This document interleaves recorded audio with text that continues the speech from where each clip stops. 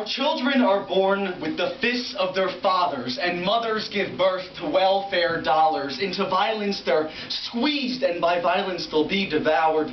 Burning in the Ronald McDonald House, drowning in the ball pit. These kids bring tears to my eyes because they're all sick. Fed elephant drugs that help them cope with their lives. I work in 2 psych clinics these eyes have seen. These eyes have seen children, 10 years old, once raped, now raping. Manic Kyrie, once beaten, watched mother beaten, now raging, but ask him how to draw a dragon, and with eyes blazing, he'll play the professor and show you how. And you'll almost catch a smile, if his parents only taught him how. Then there's Stacy, Miss Lazy, Miss I'm so crazy, keeping her eyes on me.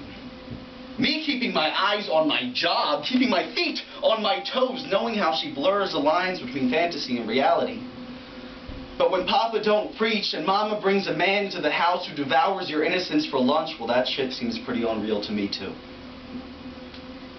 Then there's my 13-year-old little sister from another Mr. Nishaya, who used to write me poems like, Mr. Dan, you're like a father figure to me, or a boyfriend.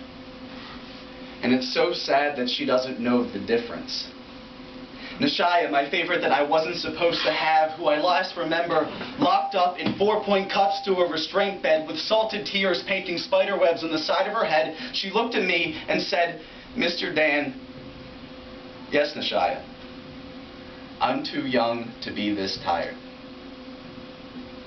And her eyes carried thoughts that will never reach paper because the poets have not yet invented the words.